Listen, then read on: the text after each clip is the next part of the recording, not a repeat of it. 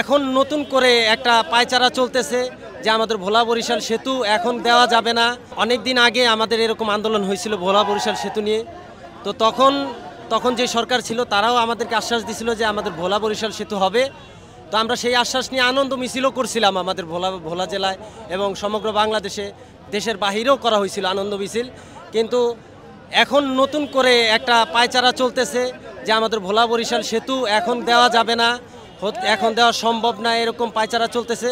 তো আমরা এর প্রতিবাদেই আমরা চাচ্ছি যে আমাদের যে ন্যায্য দাবিটা, এটা তো আমাদের অন্যায্য কোনো দাবি নয়, অবশ্যই এটা একটা ন্যায্য দাবি। আমাদের ভোলা থেকে সমগ্র বাংলাদেশে গ্যাস যাচ্ছে এবং আমাদের ভোলা থেকে সারা দেশের বাহিরেও গ্যাস যাচ্ছে। আর দ্বিতীয় কথা, আমাদের ভোলার ইলিশ দিয়ে সমগ্র বাংলাদেশ চলতেছে। ভোলার বিদ্যুৎ দিয়ে প্রায় বাংলাদেশের প্রায় 15 থেকে 16টা জেলায় বিদ্যুৎ চলতেছে।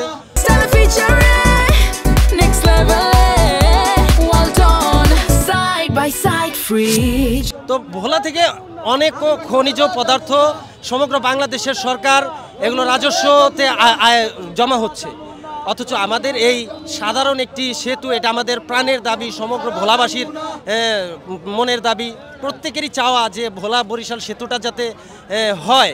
এবং আপনি দেখবেন যে আমাদের ভোলার সবচেয়ে দুর্ভোগ যেটা, সেটা হচ্ছে ভোলার যে চিকিৎসা ব্যবস্থা। আমাদের চিকিৎসা খাতে যে এত পরিমাণ আপনার দুর্ভোগ, সেটা আসলে যারা দেখছে তারাই জানে।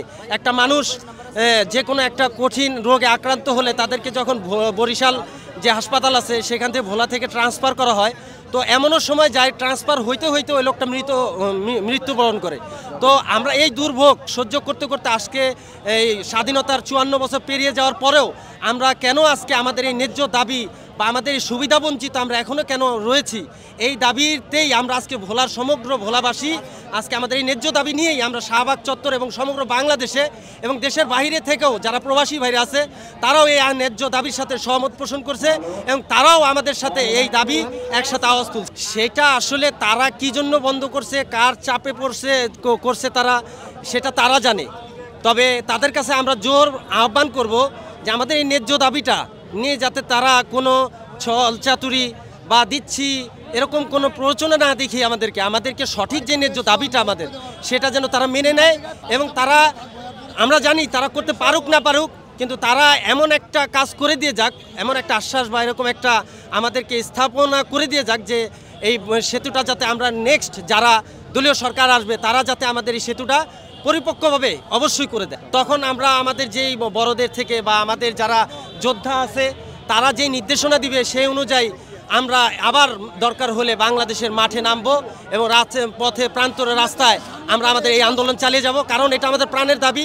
এই দাবি আদায় করতে যদি আমাদের প্রাণ দিতে হয়, আমরা 24-এ প্রাণ দিয়েছি, আমরা 71-এ প্রাণ দিয়েছি, আমরা ভোলাবাসী প্রাণ দিতে জানি, রক্ত দিতে জানি।